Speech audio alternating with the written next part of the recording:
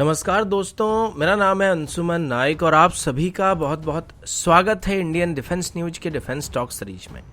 जहां पर हम रोज नए नए डिफेंस अपडेट्स के बारे में बात करते हैं। तो चलिए देर ना करते हुए आज की वीडियो शुरू करते हैं।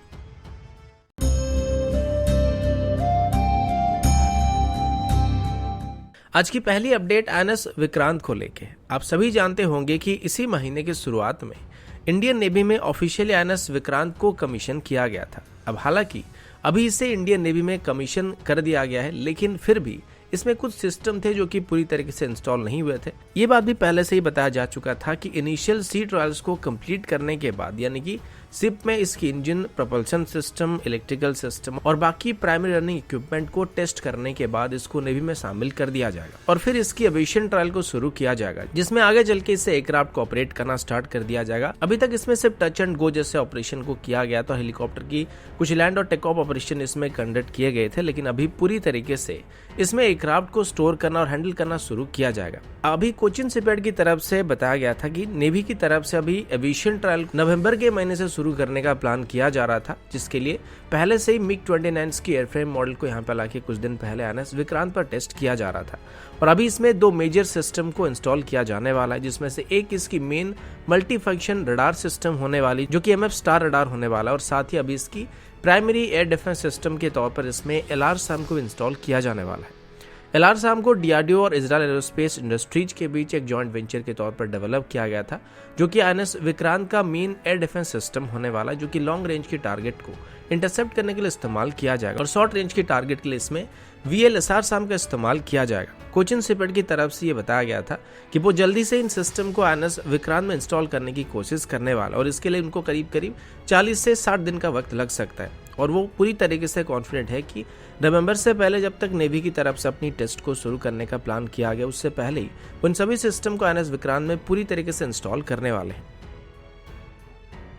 अगला अपडेट भी इंडियन एयरफोर्स की तरफ से, और अभी हम इंडियन एयरफोर्स की बैकबोन एयरक्राफ्ट यानी कि सुखोई के बारे में बात करने वाले हैं। तो मीडिया रिपोर्ट के मुताबिक इंडियन एयरफोर्स की तरफ से अभी हमारे फ्रंटलाइन फाइटर जेट सुखोई में एक एक्स्ट्रा लेयर की सेफ्टी या फिर डिफेंसिव सिस्टम को इंटीग्रेट करने का फैसला किया गया है। इसका नाम X-Guard है और ये एक fibre optic based towed decoy system है। ये एक नई टेक्नोलॉजी है जिनको modern air to air missile को इवेड करने के लिए इस्तेमाल किया जाता है, और अभी भारत की तरफ से इसकी अननोन अमाउंट को खरीदने की बात सामने आई है। सबसे पहले ऐसे सिस्टम को भारत की रफाल जेट में इंटीग्रेट किया गया था, और इसके बाद अभी ऐसे सिस्टम को सुखोई में भी इंस्टॉल करने की प्लानिंग की जा रही है। इन सिस्टम को इजराइल की रफाल एडवांस सिस्टम की तरफ से, जो कि एक कंपनी का नाम है, उनकी तरफ से मैन्युफैक्चर किया जाता है, और एक फाइटर एयरक्राफ्ट ऐसे मल्टीपल सिस्टम को भी एक बार में कैरी कर सकता है, लेकिन जो आइडियल नंबर होने वाला है वो लगभग 2 होने वाला है, क्योंकि नॉर्मली इनको हम एक्सटर्नल हार्डपॉइंट में इंटीग्रेट करते हैं। तो अगर इनको हम ज्यादा कैरी करेंगे तो हमारी वेपन कैरिंग कैपेबिलिटी वहां पे रिड्यूस हो जाएगी। और जब दुश्मन की तरफ से मिसाइल फायर किया जाता है और एयरक्राफ्ट की तरफ से अपनी डिकॉय को लॉन्च किया जाता है, तो एक फाइबर ऑप्टिक केबल के जरिए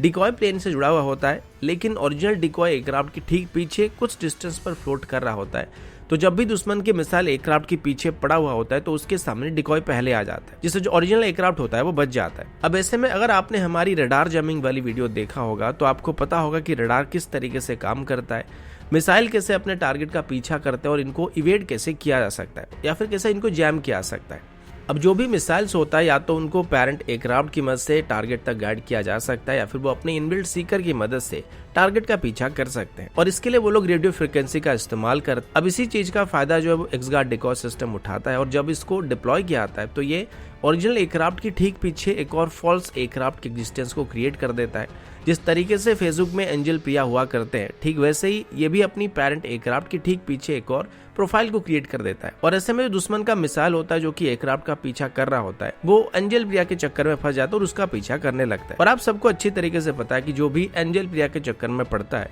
वो अपनी जीवन के असली मकसद और रास्ते से भटक जाता है और उसकी मंजिल से दूर चला जाता है। और ठीक यही प्रिंसिपल का इस्तेमाल X-Guard डिकॉय सिस्टम में किया जाता है, और इनको अभी भारत की सुखोई में इंस्टॉल करने की बात किया जा रहा है, जो कि VVR फाइट में हमारे फाइटर जेट की सर्वाइविलिटी रेट को काफी हद तक बेहतर करने वाले हैं। अगला अपडेट सबमरीन्स को लेके, और अभी हम सबमरीन की एक्सपोर्ट के बारे में बात करने वाले हैं। फिलहाल भारत की तरफ से अभी अपनी खुद की प्रोजेक्ट 75I के अंदर एक नई सबमरीन को सिलेक्ट करने के लिए कोशिश किया जा रहा है, लेकिन इसी बीच फिलीपींस की तरफ से भी अपनी नेवी के लिए 2 कन्वेंशनल सबमरीन को खरीदने का प्लान किया जा रहा है। इसमें फिलीपींस की तरफ से बताया जा रहा है कि वो अभी रेगुलर बेसिस पर मैरीटाइम चैलेंज का सामना कर रहे हैं और इसको काउंटर करने के लिए वो अभी 2 सबमरीन को एक्वायर करने की कोशिश कर रहे हैं। इसके लिए करीब 70 बिलियन पैसों को उनके बजट के अंदर लोकेट किया गया था। फिलीपींस का ये कहना है कि हालांकि अभी तक फॉर्मल टेंडर को इशू नहीं किया गया था, लेकिन प्लान के मुताबिक 2022 के अंदर ही इस टेंडर को फ्लोट किया जा सकता है, जो कि चाइनीज रायते की फैलने की वजह से थोड़ा डिले हो चुका है। और अभी फिलीपींस की तरफ से बताया गया कि उनको अभी 3 अलग अलग कंट्रीज की तरफ से ऑफर मिल चुकी है। सबसे पहले साउथ कोरिया की तरफ से अपना बिड को सबमिट किया जाने वाला है, फिर टर्की की तरफ से भी इसमें अपना इंटरेस्ट दिखाया जा रहा है और साथ ही भारत भी इसमें शामिल हो सकता है। और इसमें भारत की तरफ से अपनी कलवरी क्लास की सबमरीन को ऑफर किया जा सकता है।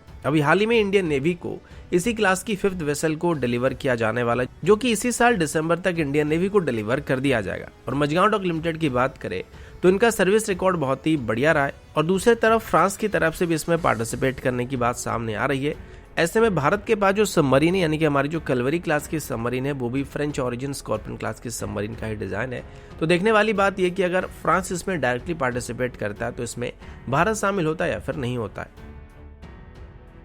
अगला अपडेट रफाल फाइटर जेट को लेकर, अभी हम एडिशनल रफाल के बारे में बात करने वाले हैं। अगर आपको याद होगा तो जब इनिशियली रफाल जेट के लिए भारत और फ्रांस के बीच ऑफिशियल डील को फाइनल किया गया था, तो उसके कुछ ही दिन बाद ही फ्रांस की तरफ से भारत को एक और फॉलो ऑन ऑर्डर के तौर पर एडिशनल 36 जेट के लिए ऑफर दिया गया था। और तब से बात सुनने को मिल रहा था कि जैसे कि फ्रांस की तरफ से भारत को 36 रफाल जेट को डिलीवर कर दिया जाएगा, तो उसके बाद एडिशनल 36 जेट के लिए एक फॉलो ऑन ऑर्डर को वहां पे प्लेस किया जाएगा।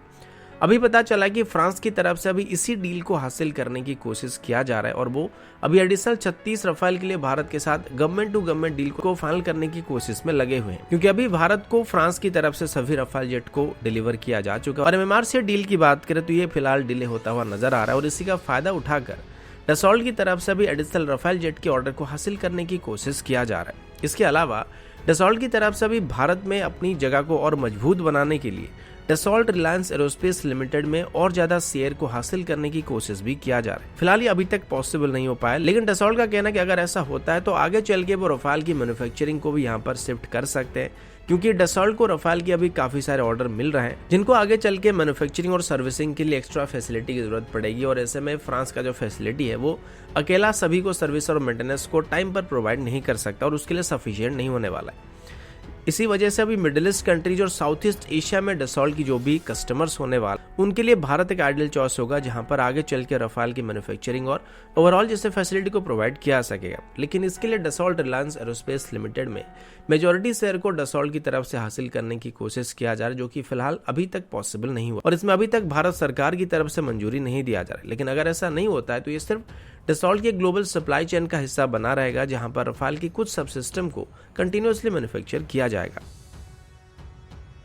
अगला अपडेट इंडियन एयरफोर्स की तरफ से, और अभी हम बायोफ्यूल के बारे में बात करने वाले हैं। पिछले कुछ सालों से इंडियन एयरफोर्स की तरफ से अपनी AN-32 एयरक्राफ्ट में बायोफ्यूल का इस्तेमाल करने की कोशिश किया जा रहा है और लगातार इसकी टेस्टिंग को भी वहां पे किया जा रहा था। अब इसमें सबसे बड़ा प्रॉब्लम ये था कि एक्चुअली रेगुलर एविएशन फ्यूल के साथ बायोफ्यूल का कितना अमाउंट ब्लेंड करना चाहिए जो कि हमें सटीक परफॉर्मेंस को दे पाएगा, क्योंकि अगर इसकी मात्रा थोड़ा बहुत ऊपर नीचे हो जाएगा तो इससे एयरक्राफ्ट की इंजन खराब हो सकता है या फिर कोई हादसा भी हो सकता है। तो कार्बन फुटप्रिंट को कम करने के चक्कर में हम 100% बायोफ्यूल का इस्तेमाल नहीं कर सकते और अभी फाइनली इसे 10% तक ही सीमित रखने का फैसला किया जा रहा है, जिसको वक्त के साथ साथ धीरे धीरे इंक्रीज करने की कोशिश की जाएगी। अब इंडियन एयरफोर्स में AN-32 पहला एयरक्राफ्ट होने वाला है जिसमें सबसे पहले बायोफ्यूल का इस्तेमाल करने का फैसला किया गया था और टेस्टिंग को किया जा रहा था। और अभी इंडियन एयरफोर्स की तरफ से बताया जा रहा है कि 2024 से वो कमर्शियल लेवल में बायोफ्यूल का इस्तेमाल करना शुरू करने वाला है। और अभी मैंगलोर रिफाइनरी और पेट्रोकेमिकल लिमिटेड की तरफ से कमर्शियल लेवल में भी बायोफ्यूल को प्रोड्यूस करना शुरू किया जाने वाला और 2024 से रेगुलर बेसिस पर इंडियन एयरफोर्स की 10% एयरक्राफ्ट में बायोफ्यूल का इस्तेमाल होना शुरू होने वाला। इसके अलावा HAL की तरफ से भी बताया जा रहा है कि दोनों एयरक्राफ्ट में भी बायोफ्यूल को टेस्ट किया जा रहा है, जिसको आगे चल के जल्दी ही बायोफ्यूल से ऑपरेट करने के लिए क्लियरेंस दे दिया जाएगा। तो दोस्तों अभी के लिए इतना ही, मिलता हूँ आपसे अगले वीडियो में, तब तक के लिए जय हिंद, वंदे मातरम।